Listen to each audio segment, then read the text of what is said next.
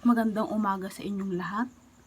Narito ako upang talakayin ang Kabanata 2, Komunikasyon at Diskurso.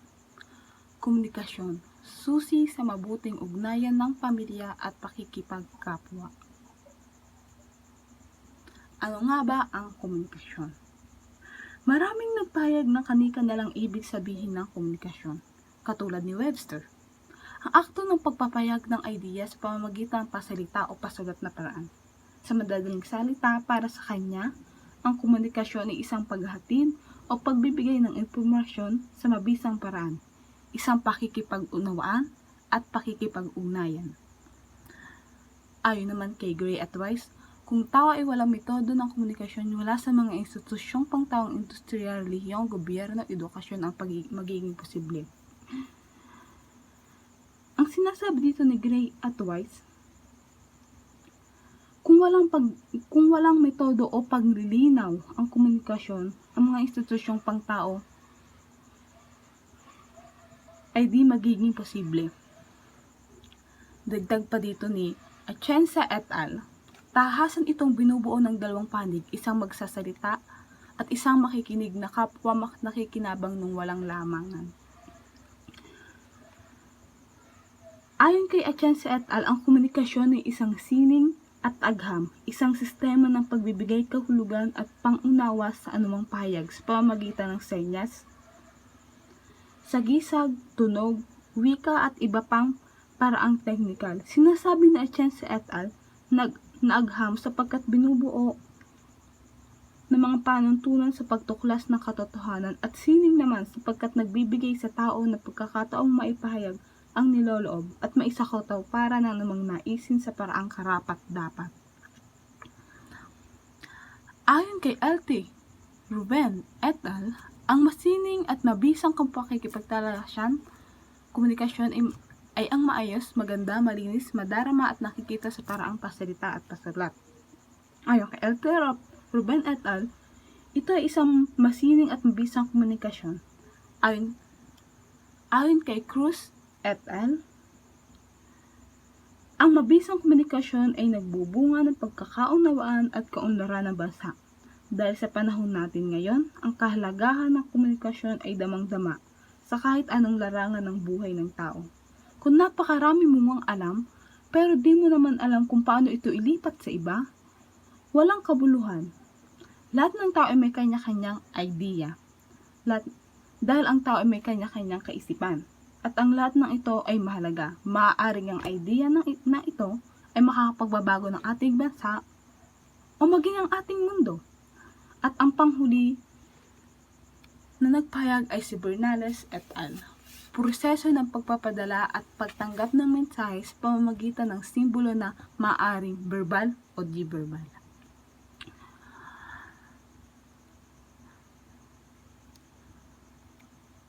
Ano nga ba ang komunikasyon?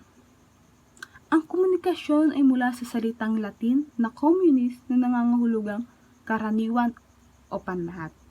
Ito ay isang proseso ng pagpapalitan ng impormasyon na kadalasan na ginagawa sa pamamagitan ng karaniwang simbolo. Ang araling pangkomunikasyon, ang disiplinang pang-akademya na pinag-aaralan ng komunikasyon, ito rin ay ang interaksyon ng mga tao sa isa't isa. May iba't ibang uri ng komunikasyon. Una ay ang tagahatid ng mensahe. Ito ay nagpapadala o ang pinagmumulan ng mensahe o bumubuo sa mensahe. Halimbawa, kung nagtutulumpati ang isang tao, siya ang pinagmulan ng mensahe. Pangalawa, mensahe.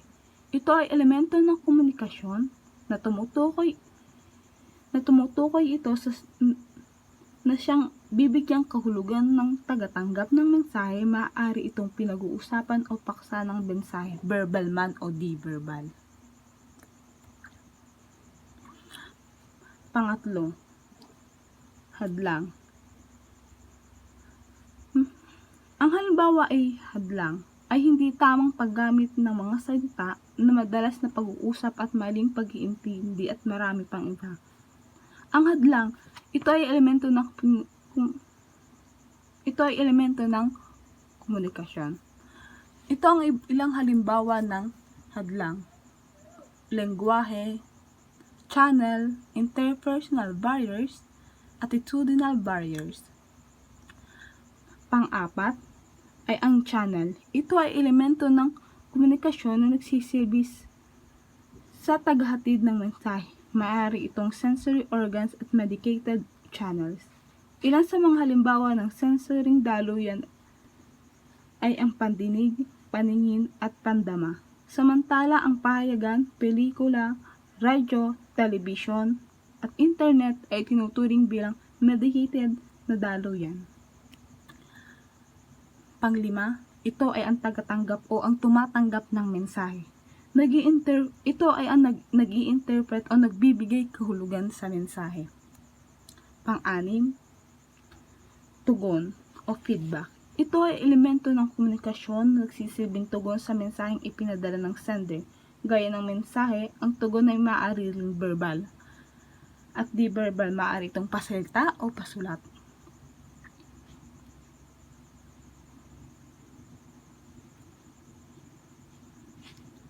Pang-pito ay ang kapaligiran. Nagsisilbing komunikasyong di verbal sapagkat ito ay kailangan ng tao upang maganap ang interaktibo at komunikatibong gawain sa buhay. Ang pagdarausan o lugar na gagamitin sa anumang pulong, komperensya, seminar at iba pa ay tumutukoy sa uri ng kapaligiran. Ang kaayusan ng lugar ang magsasabi kung formal o di formal ang magaganap na pulong, komperensya man o seminar.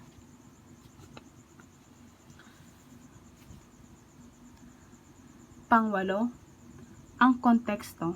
Bilang bahagi ng komunikasyon ay tumutukoy sa sitwasyon at pinangyayarihan ng proseso ng komunikasyon.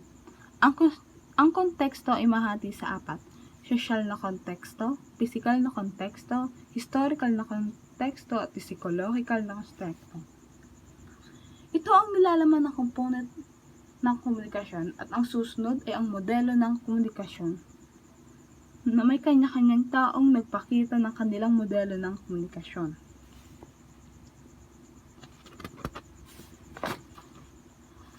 Unang nagpakita ng kanyang modelo ng komunikasyon ay si Berlou, ang SMRC model ni Berlou. Taong 1960 nang ipakita ni David Berlou ang modelong ito sa modelong ito ay tinatawag ni Berlou ang iba't ibang elementong bumubuo sa proseso ng komunikasyon, kung saan bawat elemento ay taglay ang kaukulang attributes o katangian. Linear ang paglalarawan ni Berlou sa proseso ng komunikasyon. Batay sa modelong ito, pinagmula ng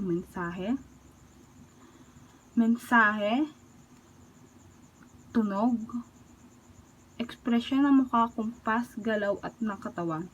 Pinagdaraanan ng mensahe. Halimbawa, light waves, telepono, telegrama, radyo, email, text, cellphone, tumatanggap ng mensahe. Sunod na modelo ay ang modelo ni Schramm. Si Wilbur Schramm ang ama ng communication study. Sa modelong ito ay ipinahihiwatig na bawat taong sa pagsangkot sa isang sitwasyong pangkomunikasyon ay may kanya-kanyang field of experience na maaaring makaapekto sa bisa ng proseso ng komunikasyon. Binigyan diin ni Schramm ang kahalagahan ng pagkakaroon ng isang common na karanasan sa pamamagitan ng madalas na komunikasyon. Dito niya inilahad ang kahalagahan ng karanasan upang lubos na maunawaan, naglalad at tumatanggap ng senyas at reaksiyong binibigyan. Higit na malaki ang nilikhang ugnayan ng senyas kung may malaking ugnayan sa karanasan ang dalawang nag-uusap. Sunod ay si Shannon at si Weber. Si Claude Shannon at Warren Weber ay matematika naman ang paglalarawan sa proseso ng komunikasyon ni Shannon at Weber. Ito ay ang pinakilala noong 1949. Binubuo ito ng 6 na mahalagang elemento upang ipaliwanag ang proseso ng komunikasyon. Gayang pinagmula ng impormasyon, tagahatid ng mensahe, channel, tagatanggap ng mensahe, destinasyon, ingay. Pinahiwatig nila sa modeleng ito na ang bisa ng isang aktong pangkomunikasyon ay nakasalalay sa wastong kalkulasyon ng mga sadik na nakakaapekto rito tulad ng tagahatid, channel, tagatanggap ng mensahe at ingay. Batay sa kanilang teorya, ang paghatid ng mensahe ay nangangailangan ng electronic signal at ang panghuli ay ang modeleng helikal ni Dance.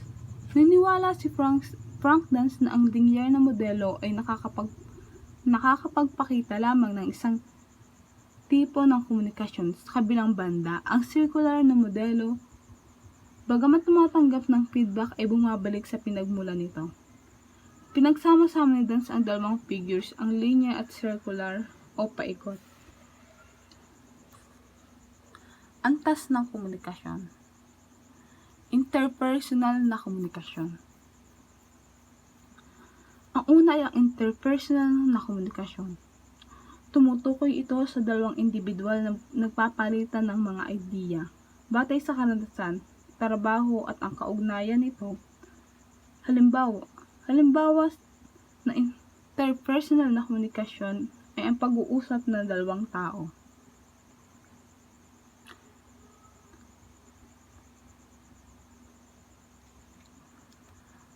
Ito ang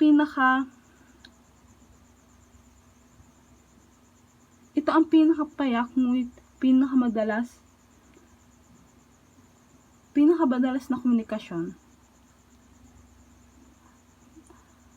Pangalawa ay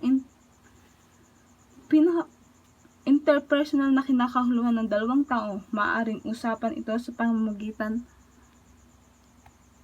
Dagdag pa dito sa interpersonal na komunikasyon, kinalala ko ng dalawang tao maaaring usapan sa pagitan ng magkaibigan. Maaari ding interpersonal na komunikasyon ang pagtatanong ng direksyon ng isang tao. Sunod, intrapersonal na komunikasyon. Ito ay kilala bilang komunikasyong pansarili. Ang halimbawa nito ay panaginip,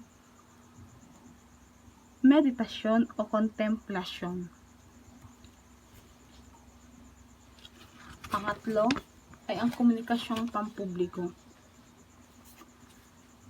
Ito ay tumutukoy sa komunikasyong nagaganap sa pagitan ng isa at malaking pangkat ng mga tao. Ang halimbawa ay ang talumpati. Ang tagapagsalita ay nagtatalumpati sa harap ng mga tagapakinig. Pang-apat, komunikasyong pangmasa. Tawag ito sa antas na komunikasyon na kung saan ang tagahatid ng mensahe na gumagamit ng mga kagamitang pang-media gaya ng telebisyon, radyo at pahayagan upang maihatid ang kanyang mensahe. Ang halimbawa nito ay ang reporter. Maituturing itong komunikasyong pangmasa. Komunikasyong pang-organisasyon. Ito ay nangyayari lamang sa isang organisasyon o samahan. Ang halimbawa ng komunikasyong pang-organisasyon ay ang pagpupulong sa office. Maituturing itong komunikasyong pang-organisasyon. At ang panghuli ay ang komunikasyong pangkultura. Ito ang komunikasyong para sa pagtatanghol o pagpapakilala ng kultura ng isang bansa. Ang komunikasyong pangkultura ay pinapakilala ang kanilang kultura sa ibang lugar, sa iba't ibang bansa.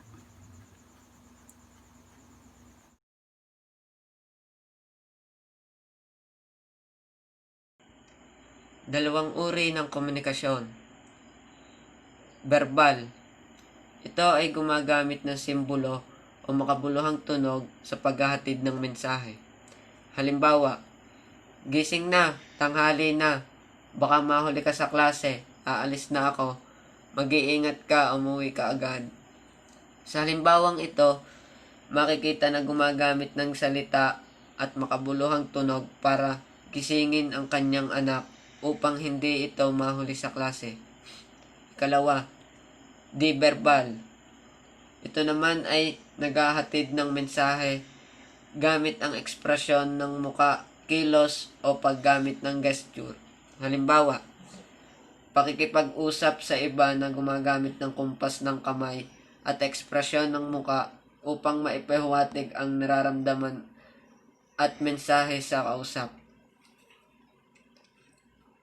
Anyo ng komunikasyong di-verbal. Ang komunikasyong di-verbal ay may iba't ibang anyo. Oras. Ito ay pagpapahalaga sa oras. Espasyo. Nilalagay natin sa pagitan ng ating sarili at ng ibang tao ay maaaring may kahulugan. Katawan. Sa pag-aaral ng kilos at galaw ng katawan. Pandama. Nagpapahiwatig ng positibong emosyon. Simbolo.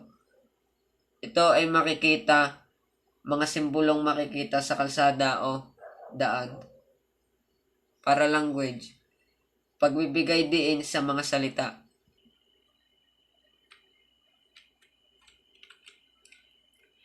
Mga iba't ibang ekspresyon ng muka. Mga ekspresyon ng muka ay ginagamit sa paghahayag ng mensahe at pandama. Narito ang mga sumusunod na ekspresyon ng muka. Banidoso, nagdududa, nagulat, natatakot, umiibig, lasing, nagdududa, nasasaktan, halo-halong pakiramdam, panatag, masaya, tumatawa, galit, asar, naghahamon, malungkot, nababato. Chart ng finger spelling. Narito ang mga sumusunod na finger spelling.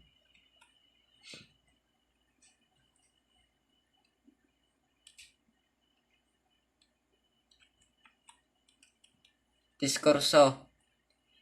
Ito ay may pakikipag-usap o pagpapahayag ng ideya tungkol sa isang paksa. Ang diskurso ay may dalawang uri. Una, structural.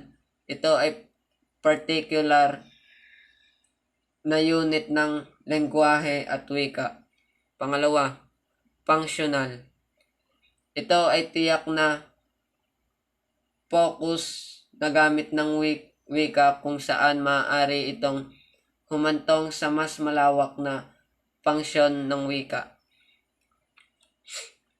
Mga teorya ng diskurso. Speech act theory. Teory ng wika na sangkot ang kilos sa pag-unawa sa pagpapakahulugan ng diskurso. Ethnography of communication. Gumagamit ng kasangkapan mula sa antropolohiya upang pag-aralan ang verbal na interaction sa setting nito. Pragmatic theory.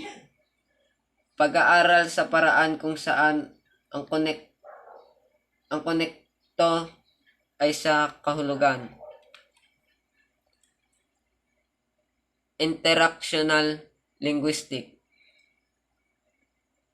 Pinag-aaralan dito paano nilikha ng kahulugan ng isang verbal. Contextualization cues. Ito ay katangian ng grammar ang makapagbigay ng interpretasyon sa bawat isa upang makabuo ng hinuha.